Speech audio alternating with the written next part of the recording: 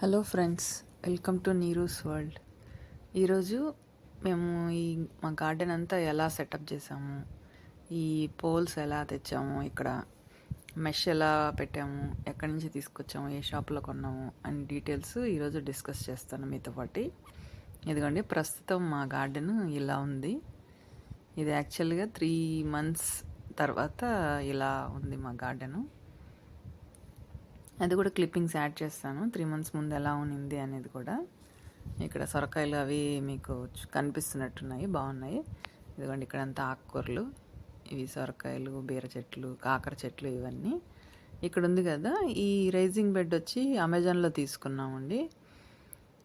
ఇది తర్వాత ఈ టీ పోస్ట్లు వచ్చి ఒక 9 పెట్టాము. అక్కడ 3 అని 3 rows పెట్టాము. అవి వచ్చి ఫీట్కి $1 అలా పడుతుంది. మేము 8 feet ఉన్నది తీసుకున్నాము. యాక్చువల్గా ఆర్చ్ లాగా పెట్టుంటే పైన చికెన్ ఫెన్స్ అది చాలా ఈజీ అయ్యేది. బట్ మేము ఫ్లాట్గా పెట్టాము, అందువల్ల బాగా టైం టేకింగ్ ప్రాసెస్ అయింది ఈ పోల్స్ పెట్టడానికి, అది పైన చికెన్ ఫెన్స్ పెట్టడానికి. అది వచ్చి 4/16 feet ఉంది.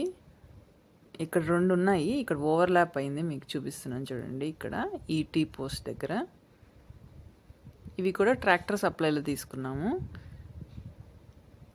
అది యాక్చువల్గా చిన్న కమ్మి ఇచ్చారు దానికి, అది నిలవలేదు. చాలా ట్రై చేసాం మేము, 3 days పట్టింది నేను మా హస్బెండ్ దాన్ని సెటప్ చేయడానికి. బాగా కష్టమైంది ఇది సెటప్ చేసేటప్పుడు. ఇదిగోండి, ఇవి ట్రెల్లీస్ నెట్ వచ్చి ఇది అమెజాన్లో తీసుకున్నామండి. ఇవి ఒక పెద్ద బండిల్ వస్తుంది, ఒక 300 feet ఉండేది వచ్చింది. అది అంటే మనం కట్ చేసుకొని ఎక్కడ కావాలంటే అక్కడ ఈ చిన్న చిన్న పుల్లలు పెట్టి స్టిక్స్ లాగా పెట్టి దానికి అటాచ్ చేసి పైన ట్రెల్లీస్కి చికెన్ ఫెన్స్ పెట్టాము. ఇంకా ఎక్స్టెండ్ అవుతుంటే ఈ వాల్కి ఈ చికెన్ ఫెన్స్కి ఎక్స్ట్రా పెట్టాను, అవి కూడా అల్లుకున్నాయి.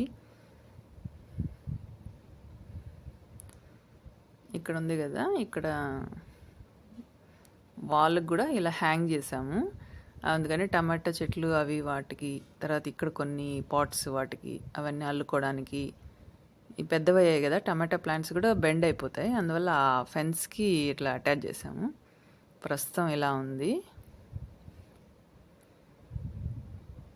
అదండి, మేము ఇవన్నీ ఎక్కువగా ట్రాక్టర్ సప్లై అమెజాన్లో వాటిల్లోనే తీసుకున్నాము. ఇది సెటప్ చేసాము. అది రైస్ బెడ్ పక్కన ఉండేది మాత్రం ఇక్కడ గార్డెన్ మామూలుగా గ్రాస్ ఉన్నింది. అది గ్రాస్ అంతా రిమూవ్ చేసేసి మా దగ్గర ఉన్నటువంటి ప్లాంక్స్ పెట్టాము.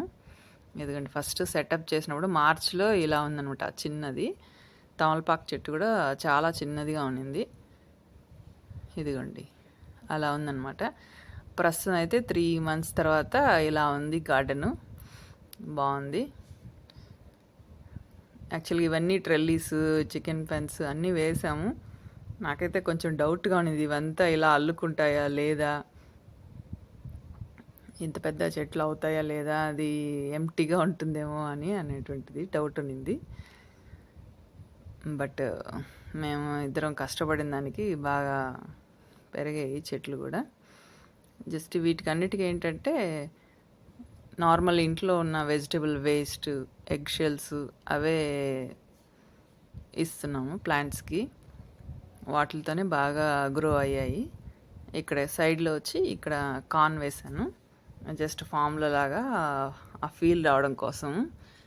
ఇంక జామ చెట్టు చాలా చిన్నదిగా ఉన్నది కదా, ఇంతకుముందు క్లిప్పింగ్లో చూపించింది, ఇప్పుడు కొంచెం పెద్ద అయింది. 2 పిందెలు కూడా వచ్చాయి జామకాయలు. ఇదిగోండి, అరటి చెట్టు ఒకటి చిన్నది పాట్లో పెట్టాము, అది కూడా కొంచెం పెరిగింది. యూఎస్లో గార్డెన్ సెటప్ చేసుకోవడానికి ఇవన్నీ మేము వాడామండి. మీకు యూస్ఫుల్ అవుతుందని అనుకుంటున్నాను. ఈ వీడియో అన్ని డీటెయిల్డ్గా చెప్పాను అనుకుంటున్నాను.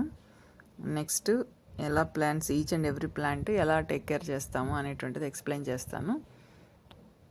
ఓకే అండి, నెక్స్ట్ వీడియోతో కలుద్దాం. Thanks for watching.